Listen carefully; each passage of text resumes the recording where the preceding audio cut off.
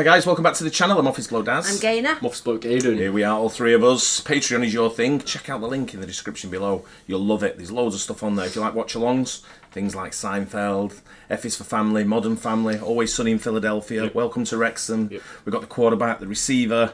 There's loads of stuff on there. Quizzes. So yeah, so check it out if it's for you. Helps support the channel. Yep. Why Americans love big cars. They do, to be fair, don't they? Yeah. Well, I had a big car. You had a very big car over there. I had like an average sort of size. Although I did have an Oldsmobile once that was quite big. Cutlass Supreme. Yeah, my Cutlass Supreme. They're all just Dodge Rams, aren't they? Yeah, there are a lot of Dodge Rams and Silverados. Do you know what I think it is? I think because they have like big families, it's easier to have a bigger car. And also a lot of the men like doing DIY, so it's easy to have like a big pickup truck. I think what it is as well, the roads are a bit more spacious and it's not like spaced out. There's driveways you can park your car on. Whereas over gas here, is a lot cheaper. Gas is cheaper, yeah. Whereas over here, there's not really much space, is there? No. And, even. Couldn't go down certain routes if you had a big car. No. Mine's But quite big. it was with me in the car the other day. I don't know if it was with me in the car the other day. It might be new, but there was a car in front of me which was it was like it was bigger than normal, but it looked like an F-150 but bigger. So it might have been like an extended sort of like a cab or something. Anyway, it turned down one of the roads and I was like, I've just had to slow down on the main road to see how it was going to get down the road, because the road it went down was really small. Yeah. And it managed to get down, but it was tight. Yeah, you've got to know how to drive them. Yeah. Let's see why they love big cars. In this low-lying car I drive in, I've been noticing something lately. When I'm sitting in traffic, I either can't see past the cars in front of It's me, quite annoying, or that. the cars around me are towering over me. And it turns out there's a big reason for that. The production of passenger cars like sedans and wagons for sale in the US has been in free fall since 1975. Oh, wow. And in their place has been the steady growth in the production of SUVs. Last year, SUVs and trucks made up 80% of all new car sales. Compare that to 52% in 2011. The fact that Americans like big cars probably won't shock anyone. They are everywhere, even in my parking scarce neighborhood in Brooklyn. But the reasons behind this transformation are more than just cultural.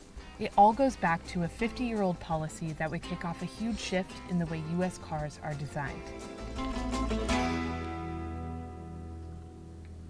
So I'm driving from my home in Brooklyn, New York to a beach in Rhode Island for a summer vacation. And along the way, I'm going to piece together why big cars took over America.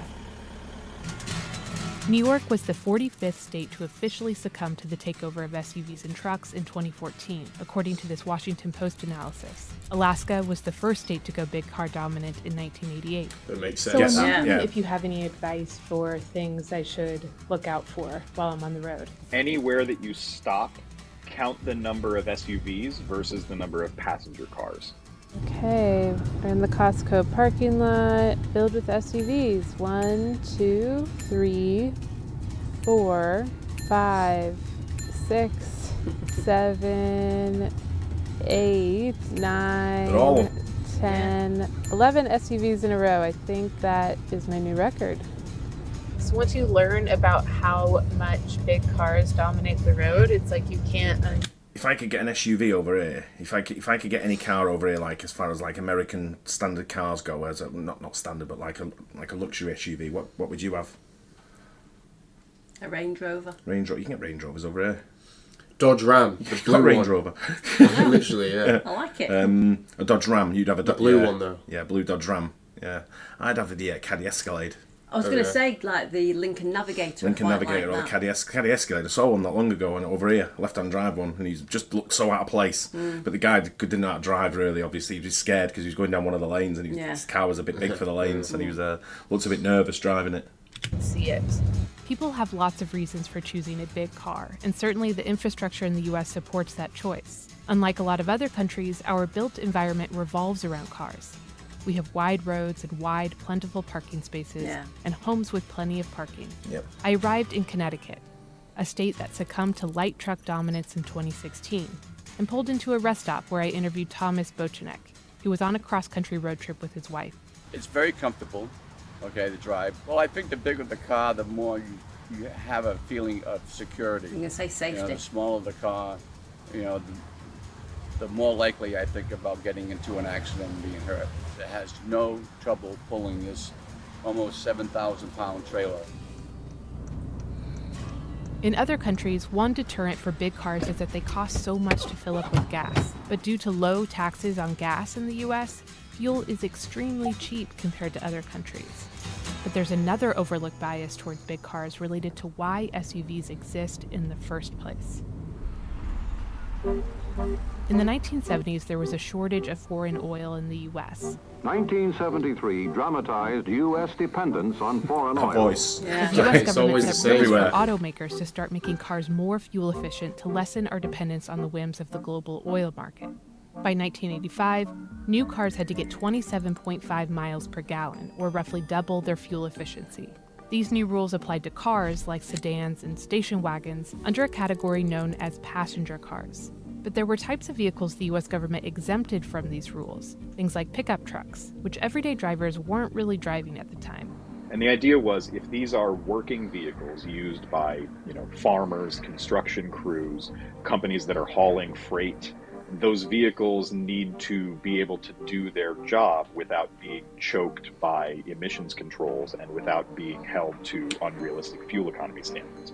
So passenger cars got one set of strict rules, and this other category, called light trucks, got another set of more relaxed standards. This regulation created an incentive for car makers to transform light trucks into a vehicle for everyday use. Put in a radio, lots of cargo space, and comfy seats, and voila, that's how we got the SUV. Okay, girls, we're off in our new Jeep Cherokee. Because behind that classic appearance, it's rugged and powerful. An automaker needs to spend less money and less time on. One thing I never got with old cars, especially old American station wagons and stuff, was the wood. The wood panelling, Wood panelling down the side of the cars. Never sort of quite got that. Quite ugly. On fuel economy and emissions improvement if they're making and selling an SUV, because it falls under a category that is less stringently regulated.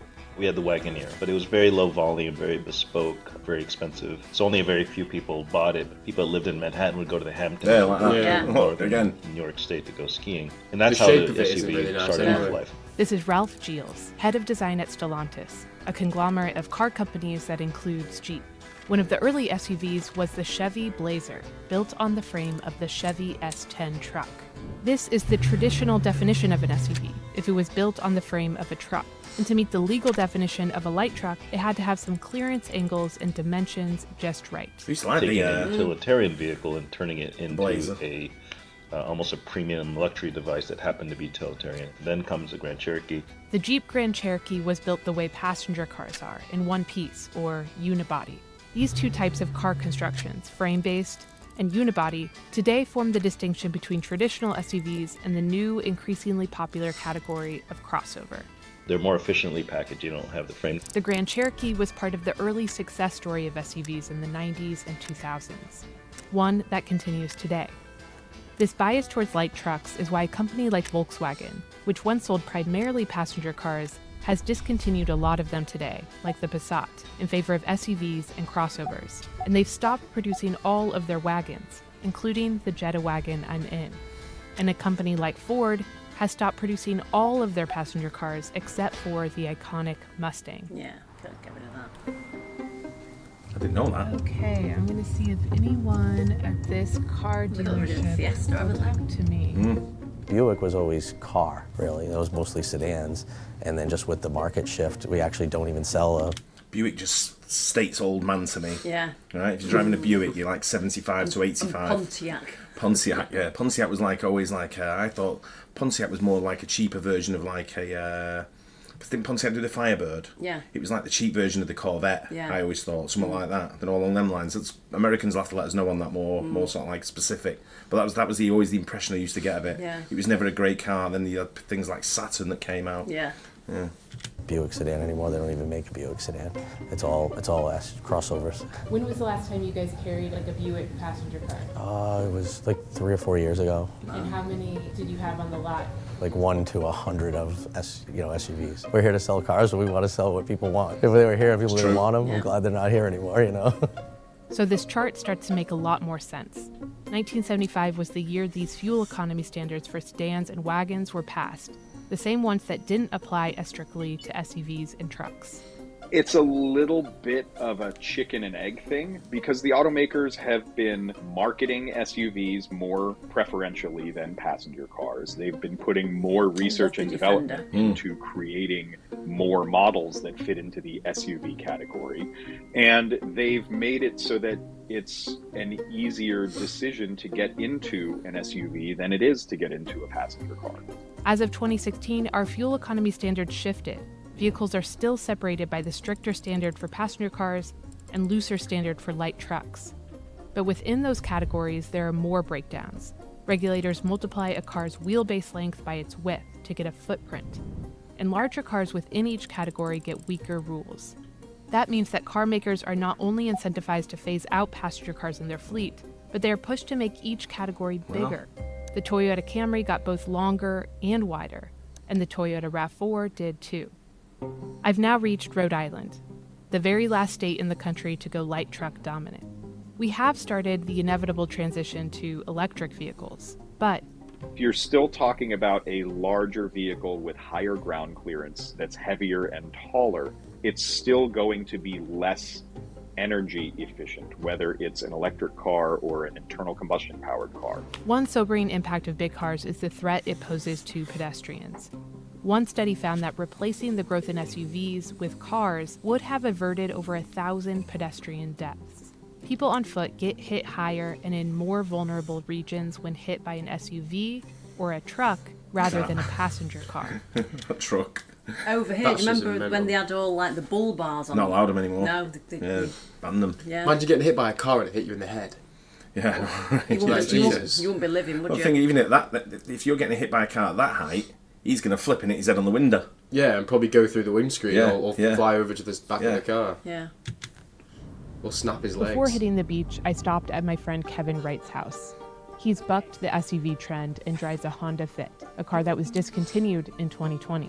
We had our daughter about 17 months ago. It's just kind of making sure that everybody has enough space to be comfortable as well as being safe. It gets good gas mileage and thinking about long-term, climate change is happening. What can we do to minimize our carbon footprint as much as we can? So we were thinking about a second car, maybe getting an SUV in that situation, but ultimately decided to kind of go the other direction and got an e-bike.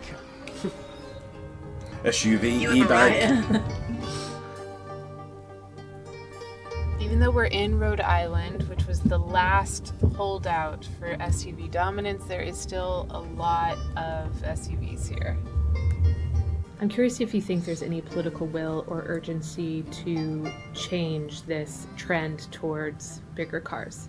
That's something that has environmental concerns. It's something that has economic concerns with how much we are reliant on oil. It also has to do with safety, pedestrian safety, cyclist safety. So there is a desire among younger people and more politically active people to try to make it so that an SUV is not the default vehicle choice for American families.